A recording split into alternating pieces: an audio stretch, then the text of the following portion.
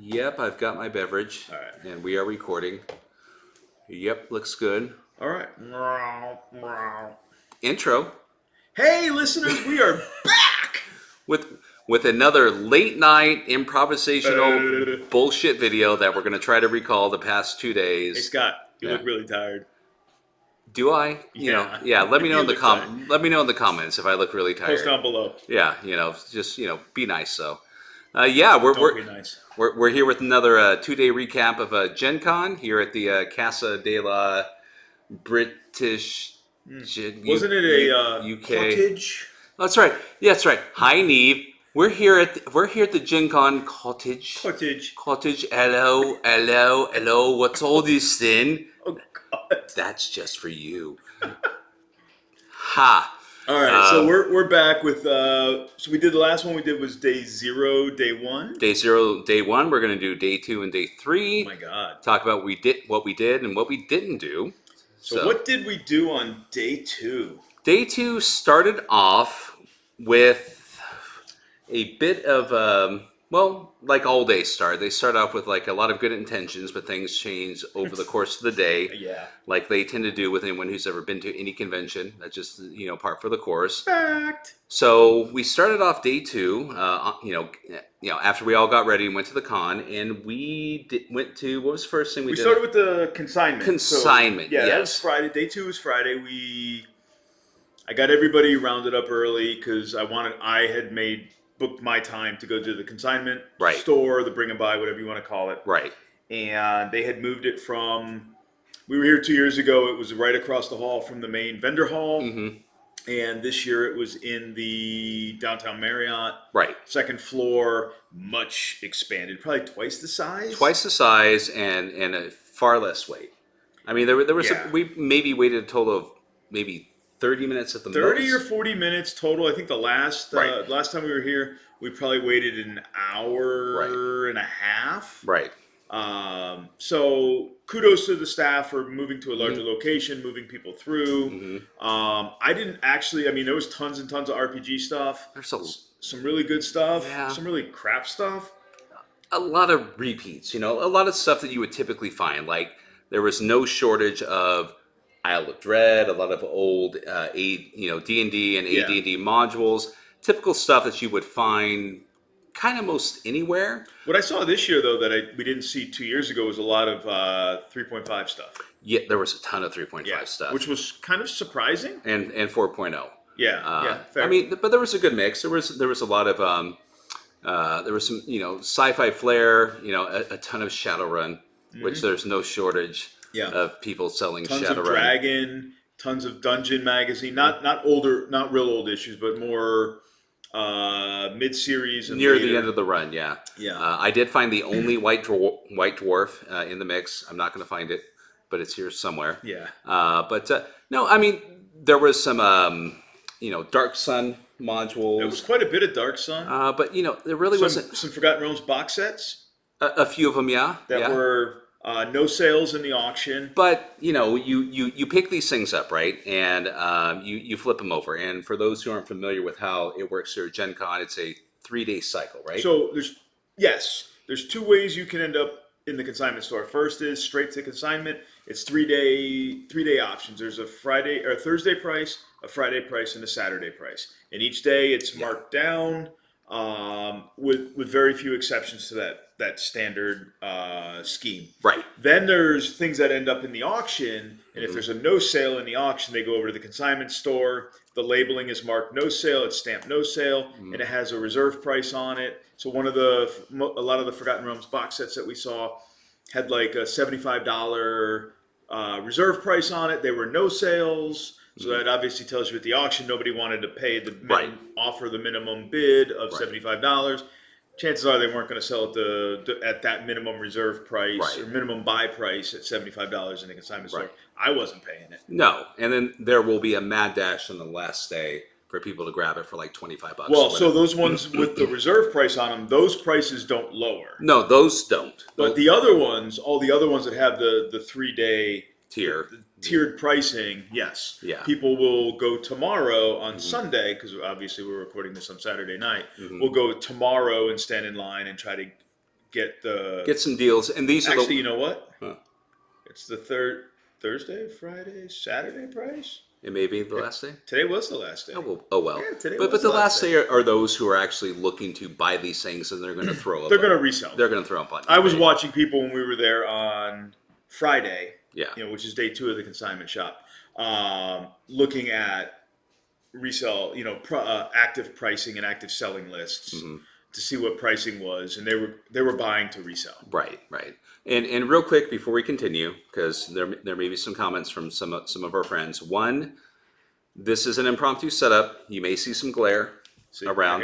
Right also haloing or shadowing the sides of my head. Look at that. Yeah, it's great glow. You look angelic. Oh yeah. You are ascending, and also the sound again may not be so great. So this is a special shout out to Nathan from the AARPGs, who is a soundophile. How would you say someone who audiophile? Audiophile, yes. So yes, I know you're cringing, but hey, it's late. I don't feel like dealing with any of this nonsense. So carry on. Okay, so consignment. So I bought nothing. I spent 25 minutes in the consignment shop. I had one book in my hand. I was like, I got the PDF. I put it back and I left. I got the D20 version of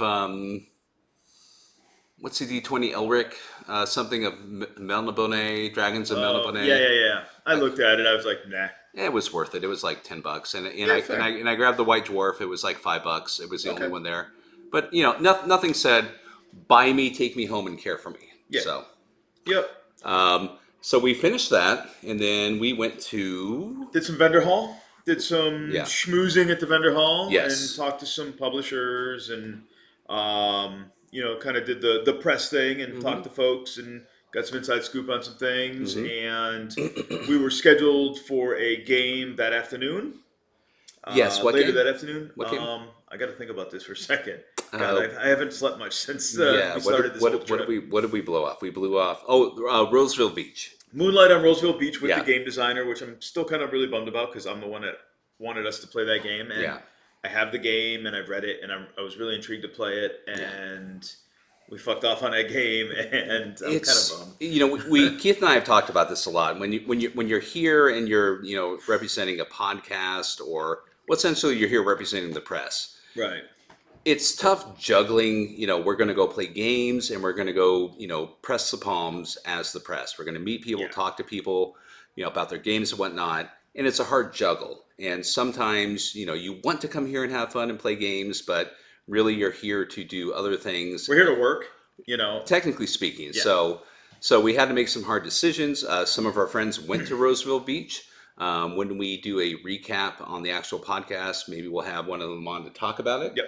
But note that the creator was there actually running the game, so it was it's that makes it all the more the worse for me. Yeah, I really wanted to play. But we did accomplish a few things after we went on our 5-mile hike around all. I think we visited every Sky Ramp and all of Gen Con. So I think we walked every Skywalk in Gen Con around in downtown Indianapolis, hunting for a dear friend of ours. We won't name you. Who antagonized us 2 years ago for not visiting them, doing the thing that they do. We know who you are. We're not naming names. And so we were told, they told us where they were going to be, so we went to that hotel. Mind you, they told us where they were going to be. This was the night of Pendragon. They showed up late to say hello. They were tired. We were drinking. They were asleep on the sofa. Yeah. And so signals, communication got screwed up. We went to the hotel that they told us they were going to be at. There was no such thing happening at that hotel. No. So we finally figured out where they were going to be. We had to traipse all the way across downtown Indianapolis via the Skywalks again, thankfully. 90% of the walk was Skywalk. To find them at the hotel they were at, and got a big old bear hug. And we chided them, they chided us, and then we found a bar. Then we found the only bar in downtown Indianapolis. In a hotel that was open at 3:00 in the afternoon. Indianapolis, you need to open your bars earlier during restaurant, hotel bars. Yes, hotels. I mean, for fuck's sake, I mean, we went to like the Embassy Suites. Their bar wasn't open. 3 or 4 bars. Hyatt, the bar wasn't. 3 or 4 bars. It's just like it was crazy. And mind you, for those who aren't familiar with the weather here, it is very hot and very humid. This one over here is maybe a little used to humidity. No, I'm SoCal. It's got to be a dry heat. It's got to be a nice ocean breeze. The moment it goes above 5% humidity, I crumble like a stack of cards. So it was a long trek. So we found him. It was good to see him, and then we made our way down to the bowels of The another hotel, and we picked up we, something. We went to Crown Plaza. Crown Plaza. There's two Crown Plazas side by side, slightly different named, sister properties. And we went to, was it Eden Studios? No, Edge. Edge Studios. My bad. They're doing the new Arkham. Arkham Horror. Don't you have it right behind us on the table? Arkham.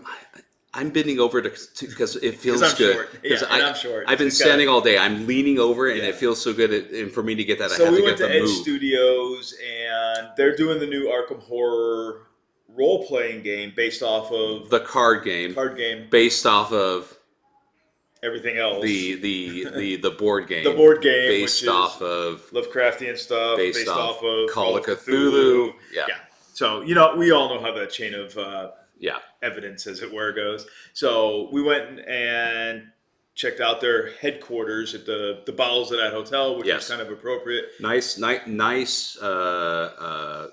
group of people, though. They were very welcoming, very nice, and definitely want to take a look at the game. And one of the many people that we met that would be good to have on for a chat.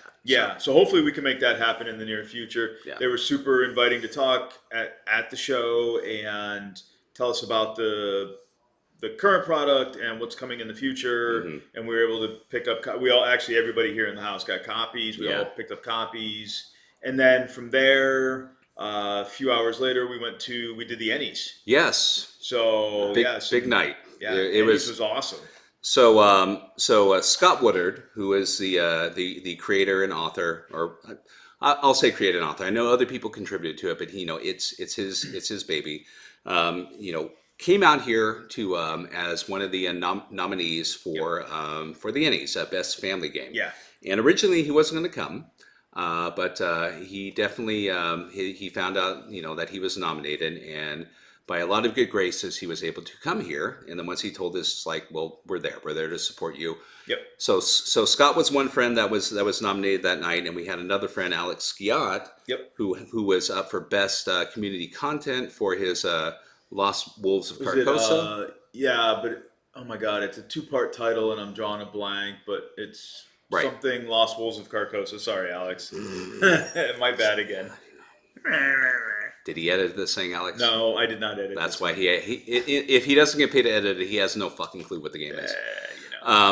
So anyway, so they were both up. Lost Hobos. Lost Hobos. The Lost Wolves of Carcosa. Lost Carcosa's hobos. Anyways, so Ennies, right? Meh. It was, and of course the Ennies ended up. We met everyone else, here at the cottage. Hi, Neve. So it was. We had some drinks and spoke with many other wonderful people there. Oh, yeah. It's definitely a schmooze event, and they had a silent auction for a lot of games. So we took a look at what they had to offer. They had there was some ups and downs with the silent auction. Yeah, but I just add one more thing. They also had a couple bins of games that they had for sale. They were getting rid. I got pretty much almost the entire set of Nations and Cannons. Yeah. For $10. Yep. Yeah, you got the core book, a little supplement, and the card pack for for a tenner. Yeah. So anyways, we're all settling in. We were all plying ourselves with drinks. Yes, we were. Chit chatting, being sociable people. And the wonderful thing is, okay, so I'm just going to add a little thing there. There's two types of people that come to the Ennies. There's those who are nominated, so they've gone home and got ready, and they look fabulous. And B, people who ended their day early, went home, cleaned themselves up, and look fabulous. Then there's those who have been wandering all fucking day, or just finished the game 30 minutes earlier. Wait. You mean us? Yeah, us and other people, and they're rushing to this awards event, and we look like we look like slobs. Yeah, we just got off work. Yeah. So there's a nice mix of that, and we were Lessons we were learned. B. Yeah. Lessons learned next year or next time we come to Gen Con. Yeah, don't book a game or do something an hour or two before. So we got there, schmoozed, talked to a lot of wonderful people, sat down for the event, Yeah. and So some great things happened. Some sad things happened. Let's talk about the great things that happened. Sure. So for our friend Alex, he took home gold for his Los Hobos. Yep. The Los Wolves of Carcosa. I know I'm saying it right this time. I swear I am. So congratulations, Alex. I think I might have been. I hope I was the first one that messaged him from the Ennies. Congratulations. I may not have been. No, Bud was, and I was second. You were third. Go fuck off. But anyways, congrats to Alex and everybody else that contributed to that book. I mean, it's amazing work. It's amazing to see community content folks being recognized for the great things that they do. Yes. It's about damn time. Yes. And Caleb Stokes, who worked on God's Teeth for Arc Dream Publishing. Yes. He took home a gold as well. That was great. So that was amazing. I think this is the second or third year in a row that Arc Dream has pulled golds for various products in various categories. So this might be right. This is nice to see that it's a continuing trend for them. Yeah. Another great takeaway from the Ennies. I won an auction, or I won one of the lots in the silent auction. I won a stack of RuneQuest books for like pennies on the dollar. Oh God, he got all of the mythology books for like nothing. I got all of the mythology books and the Arms and Equipment Guide and the Red Book of Magic and 2 community content books for literally pennies on the dollar. So it was great. Yeah. Now some of the sad moments. Our good friend Scott Woodard, who's been on the show before, he did not win in his category, and that was an absolute kick below the belt. Yeah. For what he was in his category, those things that he was competing against. I don't know why. Personally, I don't know why his game was in the category that it was in for best family game. Yeah, like traditionally, I know we talked about this on the episode that we did, kind of pre-Ennies. Yes, when we spoke about our predictions. Yeah. Right, where in the past those have been games that are like geared towards like the under 12 crowd, right? The My Little Ponies and like the Tickle Me Kobolds and those kind of silly games and stuff that you can introduce to your fledgling kids that are getting into the hobby, which are great things. Right. But I don't know why that was geared. That was that category, but it is what it is, and he didn't win silver or gold, and it was an absolute kick in the belt. Yeah. And so, Scott. Yeah. I'm sorry. Yeah. You didn't win, and I think you should have. The Pine Box Middle School was too good for that category. It was. Absolutely was. It should have been in the long form category, long form adventure category or something. It should have been in a different category. Personally, I don't know who makes those decisions or if the company, when they submitted it, submits for a specific category. I believe that's how it works. Yeah. Maybe they picked the wrong category. I don't know. But that being said, if you're a parent and you're looking for a good RPG to introduce to your family or kids, go buy it. It's far better than all the other ones, without question. In our opinion, yes. Yeah. So. But yeah, and there was one other sad moment in the Ennies. A friend of ours bid on an auction. He won the auction. Do we want to say it? I'm not naming names. Well, I mean, he's right in the next. It doesn't matter. Room. It doesn't matter. He won the auction. You sure? Yep. Okay. And he got a great deal on a metric ton of Savage Worlds box sets. I'm being quiet so he doesn't come in and kill me. And he doesn't watch this. I know. But his wife does. Yeah, that's okay. She'll pat me on the back. He won a ton. Yeah. And he got it for a steal. He did. Yeah. Yeah. So the silent auction was actually really good. I put a couple bids down for a few things. I got outbidded. There was a wonderful set of Chaosium books with a couple Pelgrane Press books or one. Hold on. Yeah. I think we need to back this up. So for listeners that don't know, the way the auction works is all the money's raised for the auction go to charity. Yes. So go ahead. That's the primary thing that's happening with the auction. But what are these books? So these are all the books that are donated, not donated, are submitted for the judges to consider for the Ennies for their various categories. Yeah. I know some of the books in the lot that I won were not contributed or were not submitted this year. They were from last year's submission, so Right. they were probably were not either sold at the auction in those bins that Scott was talking about earlier, or in an auction lot last year. Right. So they were held over and not sold elsewhere for charity to raise the charity fund. So they were grouped with various auction lots this year. In my case, the RuneQuest books. Yeah. From this year and last year were lumped together and made up the lot for this year. Yeah. So that's where those books come from. Right. But some amazing bundles of stuff and some amazing deals were happening. There was, but there's also a bit of how should I put it? A bit of a cornucopia of books that are stacked together. So you might see something that you really, really want, but you may get 5 or 6 books that you're like, eh. So most of the bids start at like $50 or $75. Yeah, I would say between which is a good deal. $50 and $100 was kind of the starting range. You could get a stack of anywhere from 5 to 8 books or more. Yeah. Some 400 pages, some 200 pages, some 80 pages. So definitely all of them are a good deal. Yeah. But the big thing is like if you wanted all the books in a stack, like the Chaosium one was either all Chaosium or Call of Cthulhu stuff. There was so just for an example, the starting bid was $100. Right. And it was the first edition copy of the first edition box set. The deep one. Yeah. Yeah. The one that they reprinted. 2-inch one. Yeah.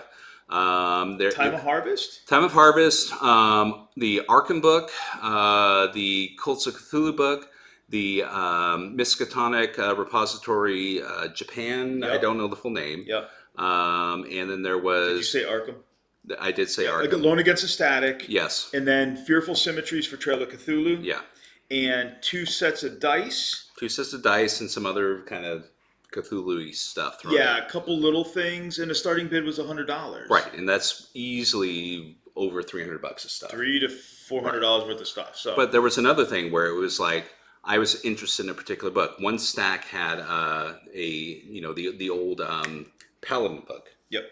The Paladin, the Charlemagne book for it, the supplement book for it. But there was, and again, I don't want to embarrass the other books, but there was 4 or 5 other books. Hey, Die was in there. I wanted that one. I just said I didn't want to embarrass the other.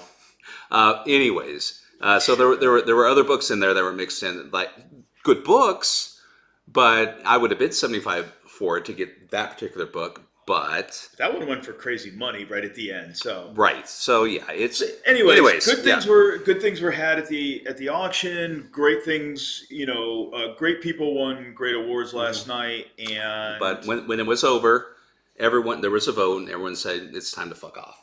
Yeah. So we left and went home. So this was essentially a third night in a row where it was a late night. Oh yeah. None of us. I don't think we got back to the house till midnight. Right. So and then it was 3 nights in a row. I think most of us weren't in bed before 1 a.m. for three nights in a row. So with that, then was today when the alarms went off again at 6 a.m. Yeah. Well, 5 because I had to do laundry. Yeah. So today we all started with a game on the Lucas Oil Stadium field in the Goodman Games Corral. Yep. With our friend who? Brendan LaSalle. That's right. We did a little sign of the Southern Cross at the good old Shutter Mountains. Reason for the season. This, and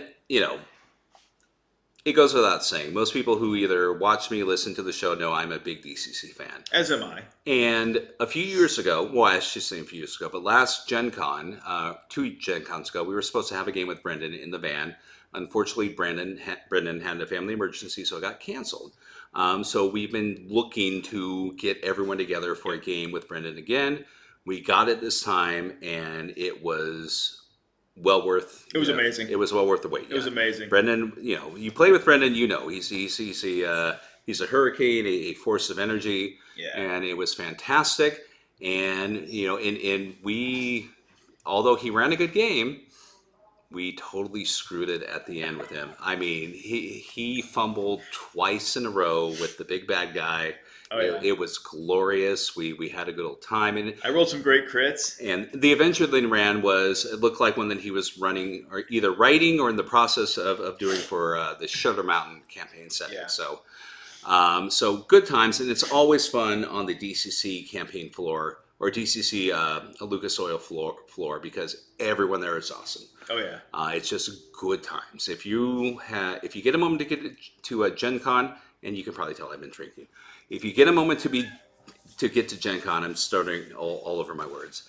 And if you're not a fan of DCC, go play a few games. You'll walk away. You'll be a fan. It's just. Yeah, they're volunteer judges at their convention. That the conventions that they have a big presence at are all amazing folks. Big personalities. When we did X Crawl tournament on Thursday, our first judge, Joey Royale, amazing, high speed, low drag, great personality. I mean, it's just been amazing. Snappy, humor, witty, and all of them were. All of them are dedicated. They love the game, and that's why passionate. they're there. And that's what this gaming community is all about. So we started today with a bang. It was great. And then I continued with a bang. I mean, we kind of split up from there. Yeah. I had to go find my goal after the game, between games today, was to go find a gift for my granddaughter. Take something home for her. Yep. And go visit a couple of publishers, do some schmoozing, and then I eventually met up with everybody again to play a game this afternoon, which was kind of our wrap up, our cap for the day. So myself, I went and hung out with some of our other friends here at the house. They were kind of like in a holding pattern. Everyone kind of had something to do in the afternoon, so we kind of hung out for a little bit. I eventually made my way back to Crown Royale because the Arkham Horror RPG FOMO was true, so we had to go I went and picked up another copy for Debbie, and then we all met up after that. You know what that hotel's called? It's the Crown Plaza, not the Crown Royale. It should be called the Crown fucking Sauna, because for fuck's sake, they have a giant skylight in that thing, and they have AC running. Walking through that thing, but they have trains. But they have train cars. It's hot as fuck in that which have place. Rooms in it. People they have train cars in there. It is hotter. Rooms in it. It is awesome. Hotter in that room than it is outside. Anyways, so yes, and Bud went back to have I won't reveal it yet, but Bud went back to the house to have an interview with a particular wonderful someone. So when that comes out, we'll let Bud reveal it. But but eventually we regrouped and we went to go to the Artel Saurian room, and we went to go play your first, right? My first? Yeah. Of Castle Falkenstein. And when we got there, we were both kind of running on zero. Yeah. Again, this is a giant con. It may not sound like we did much, but just the simple fact of I just went to the vendor hall to go look for something, that could be an hour and a half and 80. Hell, walking to the bathroom is like a 30-minute adventure and 80,000 steps. I mean, it's just it's crazy here. This is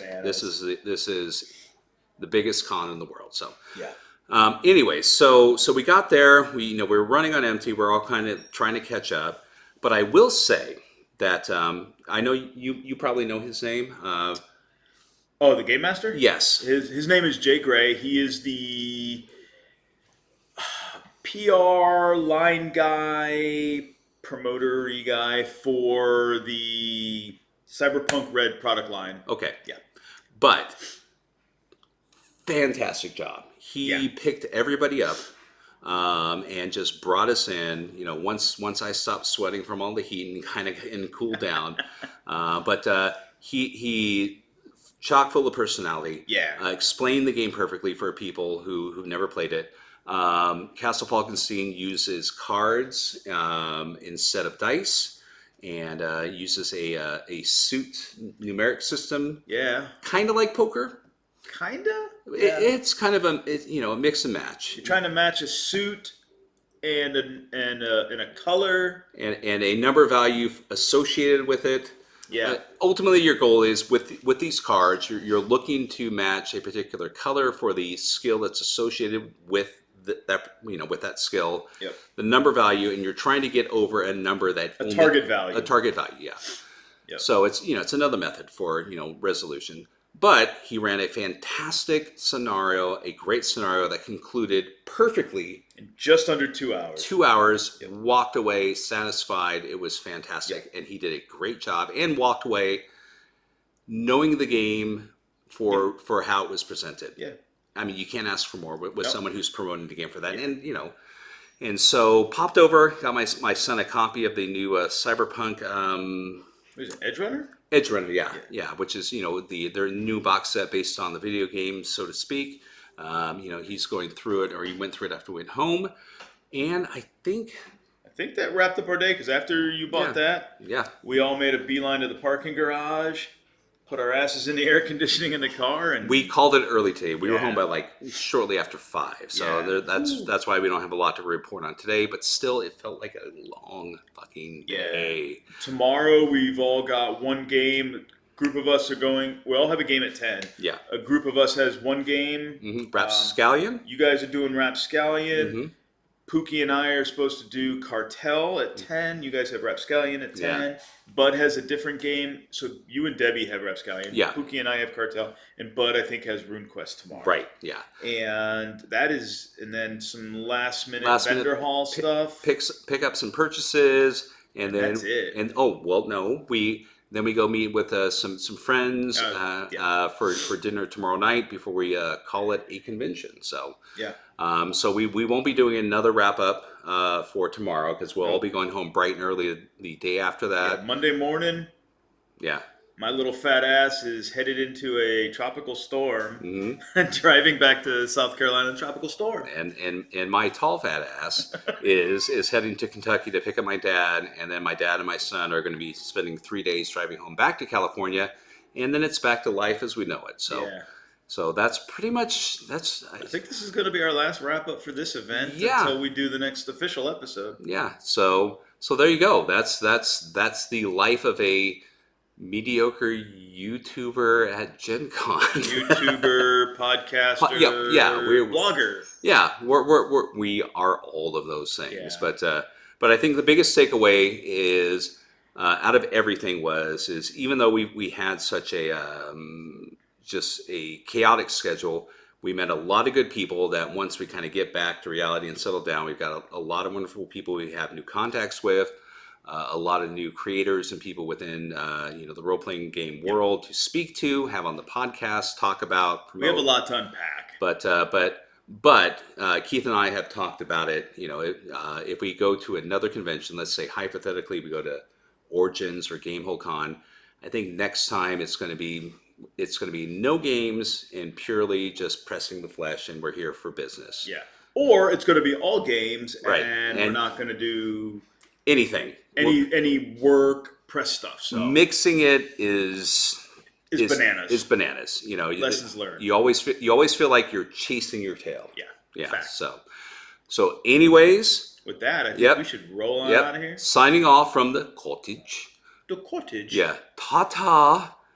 Neve. Go get a spot of tea. TTFN. I think I'll go get a spot of tea before we go to take the lift up to the flat and have a sit before we go to bed. Oh my God. Goodbye. Bye-bye.